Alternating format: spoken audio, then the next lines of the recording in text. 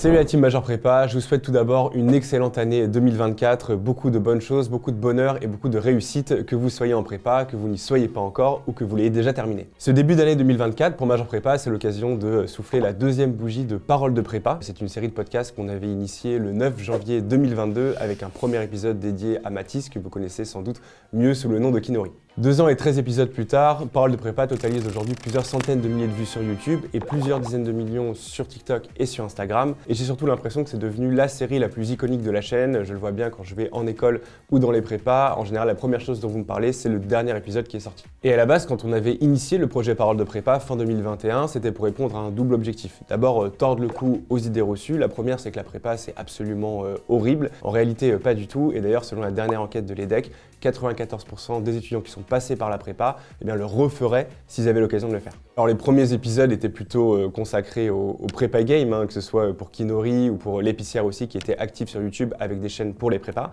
Et puis petit à petit, devant le succès de la série, on a aussi décidé d'élargir un petit peu les horizons pour là aussi combattre un autre cliché de la prépa, selon laquelle la prépa, ça formate. Ce mot formatage, il est très souvent utilisé par les détraqueurs de la prépa, alors que pour moi, en fait, c'est tout l'inverse. La prépa, ça donne des outils pour la vie, et ensuite, on peut partir un petit peu dans tous les sens. Et c'est pour ça qu'on a voulu faire des épisodes avec des profils un peu plus atypiques, comme par exemple Julien Song, qui est par la suite devenu champion d'échecs, ou Joe Caris, qui est aujourd'hui streamer sur Twitch. J'avoue avoir été le premier surpris du succès de Paroles de Prépa. Avec le temps, je pense que oui, il y a énormément de contenu académique sur Major Prépa, il y a des milliers d'articles, de vidéos, de podcasts pour se préparer efficacement pour les concours, mais que finalement la prépa c'est aussi très mental et que quelque part ce petit shot de motivation, d'inspiration, c'est aussi super important pour vous.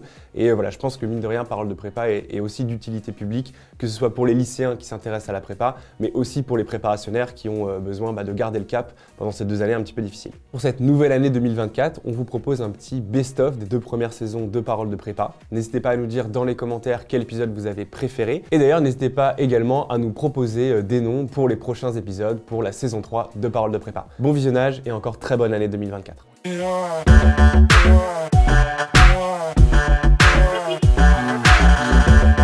YouTube, du coup, pour toi, avec le recul, ça a été un exutoire ou c'était une charge en plus? Enfin, est-ce que YouTube t'a aidé en quelque sorte?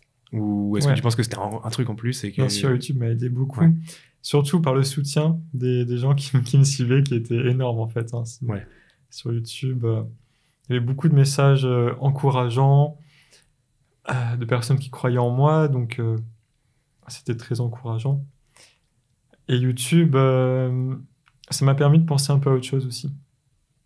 C'est-à-dire que je m'y suis bien remis à la fin de la 2e année, toute fin de la 2e année, au moment des oraux, où j'ai fait des vlogs dans les écoles de commerce, tout ça. Donc voilà, il y avait ce côté, ça me fait sortir un peu de la prépa, et c'est tant mieux, quoi. Et est-ce que tu avais... Enfin, c'est une hypothèse, mais vraiment, peut-être que je dis n'importe quoi, tu me diras. Est-ce que tu avais le sentiment aussi que quelque part, comme tu avais... ces gens-là, ils avaient suivi un peu tout ton parcours depuis le début.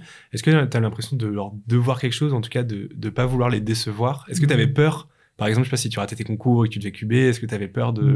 Non, tu restais vraiment quand même dans un optique en fait, pas égoïste, mais personnel, quoi. Mon état d'esprit pour les concours, il était simple. En fait, je voulais pas avoir de regrets. Donc je me suis dit, je vais faire tout ce que je peux.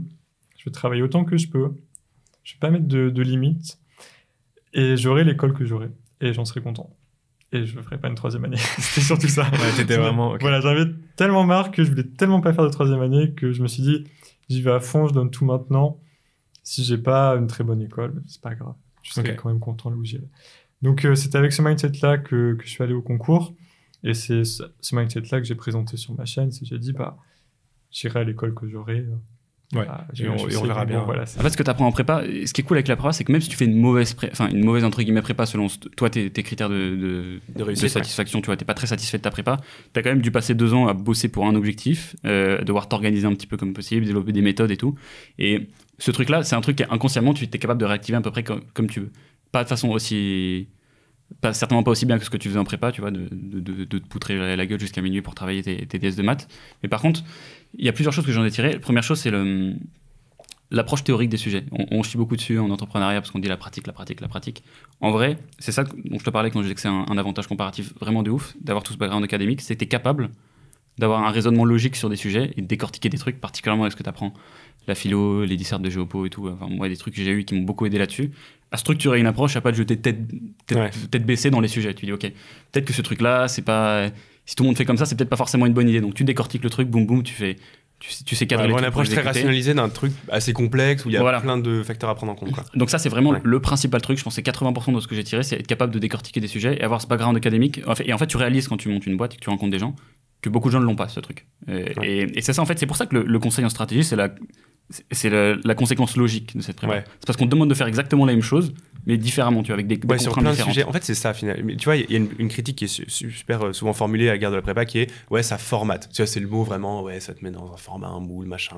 Mais en fait, c'est tout l'inverse. Pour moi, ça te donne un cadre de réflexion que tu peux appliquer à absolument tout et n'importe quoi. Et justement, le conseil en strat, c'est t'as une mission de 6 mois où tu vas étudier le marché du pneu au Pérou et après le marché du lait bio au Japon. Et ça n'a rien à voir, mais tu vas toujours appliquer les mêmes types de méthodologies que tu as acquises un peu, en fait. J'avais quand même des trucs, au bout de 2 ans de prépa, quand même, je savais qu'ils marchaient pour moi. Et j'y allais et je m'en foutais de ce que les gens pensaient. Moi, j'adorais faire des siestes. Moi, je faisais des siestes pendant les épreuves. Pendant les épreuves? Ouais. Genre une épreuve de 4 heures, tu faisais une sieste de 20 minutes? Genre espagnol LV2, je faisais une sieste au début. Parce que j'étais trop fatigué, quoi. Ah ouais, pendant les concours, là? Ouais. Ah oui. Pas toutes les épreuves, mais vraiment celles de l'après-midi. Qui sont pas les moins importantes, mais je sais que je faisais des siestes en LV2, espagnol. Donc tu disais que c'était plus rentable pour toi de dormir 20 minutes et de composer 20 minutes de moins. Que d'être 4 heures en souffrance à essayer de pas m'endormir. Ok, d'accord. Et du coup, je faisais des siestes en cours à Stan. Mais les gens, ils me regardaient. C'est qui ce mec, ouais. Surtout qu'en plus, si tu fais des siestes et que t'arrives dernier au premier semestre, ils disent ok, soit c'est un génie, soit c'est un gland. Et en fait, c'est un gland finalement. Ouais, ok.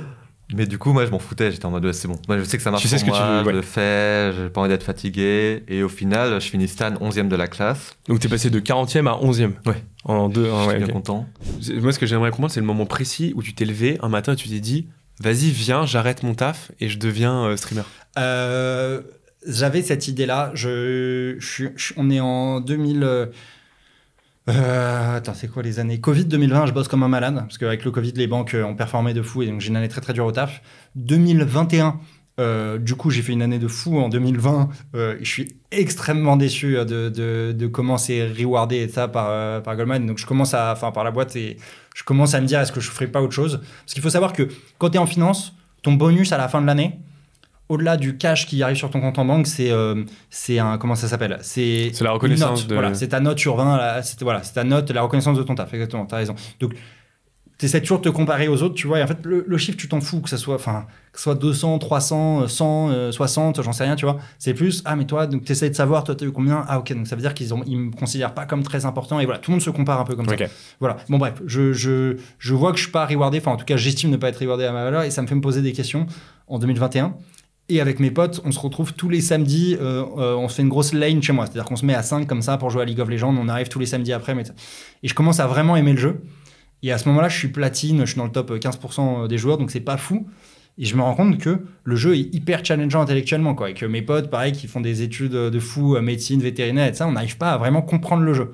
Et je me dis, mais en fait, il y a trop une mauvaise presse sur les jeux vidéo. Tout le monde croit que c'est le truc abrutissant et tout ça. Personne connaît, en fait, les gens qui n'ont pas connu l'essor des jeux vidéo. Ils voient les jeux vidéo comme le truc de salon où tu chill devant Mario Kart. Ouais, ou un mec un peu en surpoids qui joue en fond de chips. Et voilà, quoi. Ils voient pas le côté ultra compétitif, enfin l'e-sport, les écoles de gaming comme il y a en Corée, en Chine et tout ça. Hyper dur, quoi. Et donc, moi, j'avais envie de faire découvrir ce monde-là aussi à ma communauté. Enfin, c'était un des axes du lancement de mon truc, quoi. La philo, c'est un truc que, comme j'ai expliqué tout à l'heure, j'ai vraiment l'impression que mon prof de philo, il m'a appris à réfléchir, à être libre et donc à être heureux. Bon, donc je me suis dit, ça fait quand même un truc, j'ai assez envie de le transmettre à d'autres gens. Ouais. Et depuis assez longtemps, j'ai quand même ce désir de le faire, et pas pour des élèves qui étaient comme moi quand j'étais au lycée, c'est-à-dire plutôt des élèves issus de classes défavorisées. Pourquoi ? Encore une fois, je peux redire une phrase, je me souviens, qui m'a marqué, qu'a dit ce prof de philo donc de première année de prépa. Il avait dit... la bourgeoisie, c'est pas un état, c'est pas une classe sociale. La bourgeoisie, c'est un devoir. Donc, qu'est-ce que ça veut dire ? Ça veut dire qu'en tant que membre de la bourgeoisie, j'ai un certain pouvoir économique, symbolique, etc. et que du coup j'ai un devoir, enfin moi en tout cas c'est comme ça que j'ai interprété, le devoir de pas me concentrer uniquement sur le confort matériel de moi, de ma famille, de mes proches, etc. Mais un peu de s'ouvrir, quoi. Ça, au grand pouvoir, à grande responsabilité, quoi. De s'ouvrir un peu. Bon, c'est pas très original comme message, c'est plus ou moins le message de la Bible, mais voilà, moi, ça a toujours résonné très fort dans ma tête, et donc c'est pour ça que j'avais envie de rentrer dans l'éducation nationale, dans l'école. Plus avoir d'impact à changer la vie, c'est peut-être un peu prétentieux, mais en tout cas à essayer du mieux que tu peux à initier des élèves à ces matières-là, que oui, effectivement, les gamins qui, de toute façon, depuis tout petit, vont au musée, Voilà. Ouais. Probablement des élèves qui ne referont plus jamais de philo après. Je me dis, j'ai un an, c'est quand même super, quoi. Je vais essayer de transmettre une certaine liberté de pensée. Enfin, j'espère, c'est mon but. Ouais. Je ne dis pas du tout que j'y arrive. Mais c'est le côté très relatif de la prépa, parce qu'en fait, être dans le flop 10 des Chartreux, c'est être dans le top 10 d'une prépa de niveau moyen, quoi. Et en fait, ça dépend de la perception que tu as. Est-ce que tu veux être... si t'es moyen, est-ce que tu veux être faible parmi les forts ou fort parmi les faibles, en fait. Et en vrai, c'est une vraie question quand tu choisis ta prépa aussi. Parce qu'il y a des gens qui ont besoin d'être un peu galvanisés, d'être dans les meilleurs, et d'autres qui ont besoin de se sentir un peu toujours en difficulté, entre guillemets. Ouais, et je pense qu'il n'y a pas de réponse simple. Parce que maintenant, par exemple, moi, je fais du coaching d'échecs depuis 1 an à temps plein. Enfin, c'est une partie de mon activité. Et du coup... il y a des gens qui fonctionnent vachement à la motivation et au boost qu'apportent les victoires. Enfin, quand tu accumules des victoires, t'es plus en confiance et du coup, tu performes encore mieux. Et à l'inverse, il y en a qui ont besoin des fois limite de se prendre des raclés contre des mecs forts et limite des fois des raclés, ça leur fait du bien parce que en fait ça les incite à se remettre en cause. Et j'ai vraiment au niveau des élèves que je suis au niveau du coaching d'échecs, il y a les 2 catégories. Donc je serais pas surpris qu'au niveau de la prépa, tu sais, il y en a qui... Oui, il y a un peu cette même logique-là, quoi. Ouais, bien sûr. Et quand je suis allé en école, après, il y a des gens qui m'ont dit, moi, j'étais dans une petite prépa, mais j'étais parmi les meilleurs, et du coup, j'ai grave bien vécu ma prépa, au niveau purement scolaire, tu vois. Et je pense qu'il y a les deux, il y a les deux écoles. Et le premier jour, en fait, du coup, j'étais avec ma mère et mon frère, et ils m'ont laissé dans l'internat, on a posé mes affaires et tout, et devaient repartir. Et je me rappelle, je me suis posée sur mon lit pour pleurer un peu. Tranquille. C'était trop dur. Et là, en fait, c'était une espèce de colocation parce qu'on était à 3 chambres dans une espèce de petit appart dans l'internat. Et du coup, là, il y a ma voisine de chambre qui a toqué à ma porte. C'était Ambre. Et elle a dit « Ah, Yasmine, salut, moi c'est Ambre. » Et du coup, je pouvais plus pleurer, en fait, parce qu'il y avait Ambre qui était venue. Et à partir de là... Elle t'a grillé ou non? Non, vraiment pas. Elle était « Ah, voilà, moi c'est Ambre et tout. » Et du coup, après, on a rencontré Emma qui habitait en dessous. Et direct, on s'est super bien entendu et on s'est plus quitté jusqu'à maintenant. Ouais, mais t'as fait des vidéos avec elle d'ailleurs sur ta chaîne. Sur ma chaîne, parce que vraiment c'était marrant. En fait, c'est la rencontre du jour 1 qui a fait que j'ai eu un petit moment de down parce que c'était trop dur. Et hop, j'étais embarquée dedans et je me suis plus posé de questions. En fait. Le fait d'avoir fait 4 ans de famille d'accueil quand j'étais petit, donc de vivre aussi dans un environnement sans mes parents, sans mes frères, ça m'a poussé aussi à moi me forger un peu un état d'esprit un peu de guerrier, où je me laisse pas faire, où j'ai un fort caractère et où je me laisse pas abattre par les difficultés. Et je pense que ce caractère-là, j'ai pu le réutiliser une fois que j'étais en prépa, où en fait je me disais mais c'est la même chose que quand j'étais en famille d'accueil. T'as plein de problèmes, c'est à toi de fournir tous les efforts pour les résoudre, et si t'as vraiment envie de t'en sortir, tu feras tout ce qui est en ton possible pour résoudre ces problèmes et montrer aussi à moi et aux autres que je suis aussi capable. On entend beaucoup d'histoires où depuis tout petit les gens se filment, font des trucs et tout. Moi, en fait, rien. C'est ça, en fait, c'est la culture G qui t'intéressait et tu dis le meilleur médium, c'est TikTok, la vidéo, etc.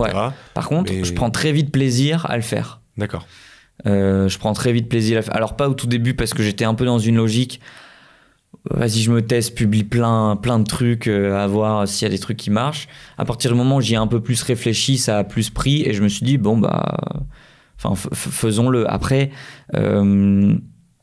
c'était beaucoup moins professionnel, ce qui est normal. J'avais aussi beaucoup moins de temps parce que je me retrouve très vite en stage. Donc, 2e confinement, on est fin 2020. Ensuite, stage en conseil à partir de janvier. Donc forcément, moins de temps pour le faire. Parfois, je fais mes trucs sur les heures du midi, sur le soir, mais c'est Enfin, j'ai moins de temps, quoi. Mais ton niveau de déter, c'était quoi? Parce que bon, quand tu stages en conseil, a priori, c'est que bon, tu te dis que tu vas suivre la voie un peu classique de quelqu'un qui sort du top école et qui va faire du conseil, de la finance. Mais en fait, je me rends très vite compte que c'est pas de fou fait pour moi. Ouais. Je me retrouve dans une mission bourbier de fou, donc je prends vite conscience que c'est peut-être pas ça que j'ai envie de faire de ma vie. Enfin, tu vois, moi je suis quelqu'un, je me projette vachement sur ce que les gens font, et là mon manager en question, il était dans son taf et tout, mais j'avais pas envie de faire comme lui à son âge, à ce moment-là. Ouais, tu disais, oula, j'ai pas envie de devenir ce mec dans 5 ans. Ouais, voilà, exactement. Okay. Et pour autant, mon compte commence à marcher. En tout bien, tout honneur, tu vois, mais je me dis que potentiellement, il y a un truc à faire. Comment, petit à petit, tu te dis, ok, je vais faire une prépa ECS à Saint-Louis, Parcoursup, c'est comme ça, machin. Enfin, comment progressivement, tu... Alors, faut vraiment aller étape par étape. Ouais. Déjà, faut savoir, prépa, je savais pas qu'il y a un truc qui s'appelle prépa. Il y a plein de Français qui savent pas que ça existe. Donc, pour un étranger, c'est normal. Déjà, comment entrer dans les universités en France? Donc, j'ouvre Google, how to get an admission university in France. Okay. Donc, tu as les résultats en anglais. Ouais. Voilà, tu cliques. If you are in France, there is Parcoursup. Donc, il y a un lien. Tu cliques, voilà, Parcoursup. C'était, je crois, avril ou un truc comme ça. Ok, bon, Parcoursup. Très bien. Crée un compte, je sais pas quoi, nanana, et tu peux choisir les universités. Et là, il y avait un délire. Faut pas juste mettre les notes, comme en Syrie. Ouais.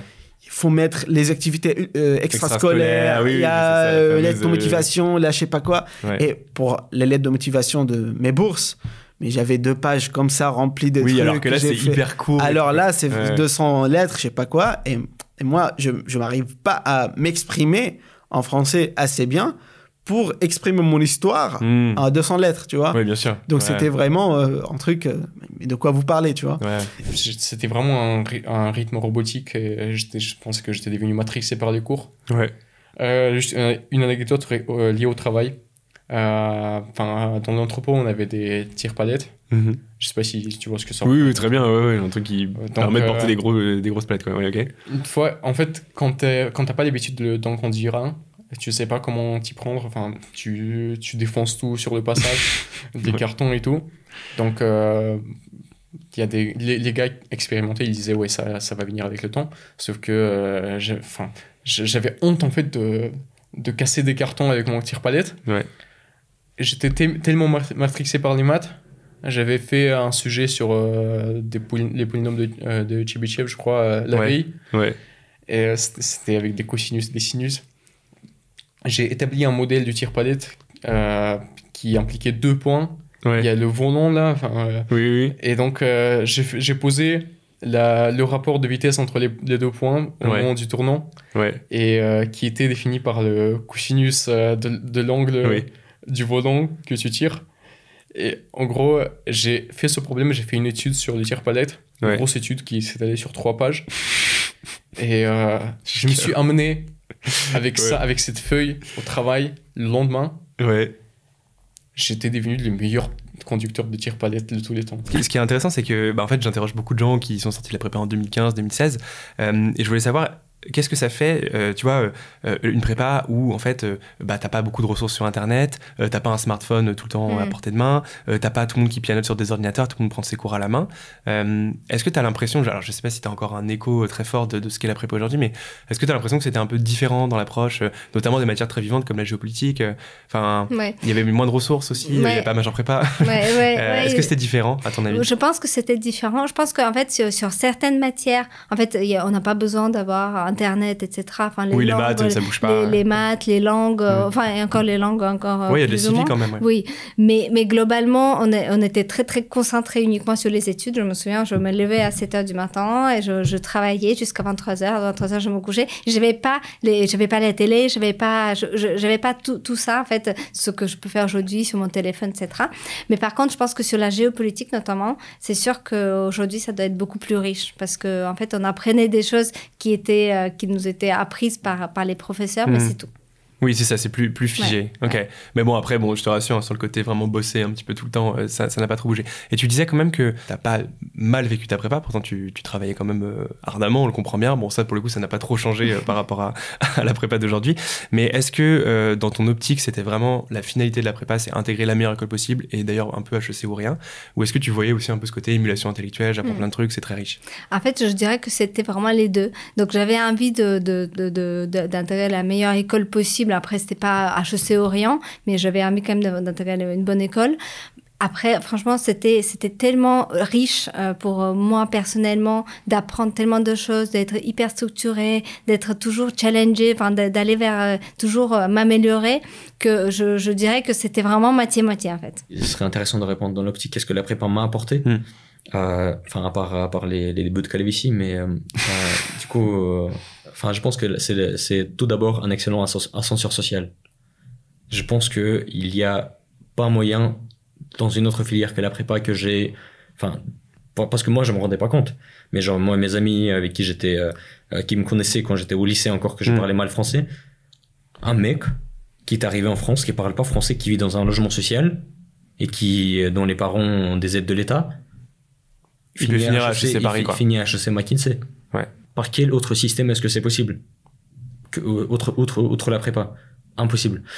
Aussi, à niveau ascension sociale, après, voilà, je pense que tout le monde est capable de le faire. C'est juste, moi, j'étais un peu arrogant, un peu ambitieux, et même, genre, je sais qu'il y a des potes qui m'ont dit, genre, non, on pensait que t'étais juste une grande gueule, mais en fait, au final, ouais, t'étais une grande gueule, mais t'as fait ce que... J'ai plus le souvenir de ça.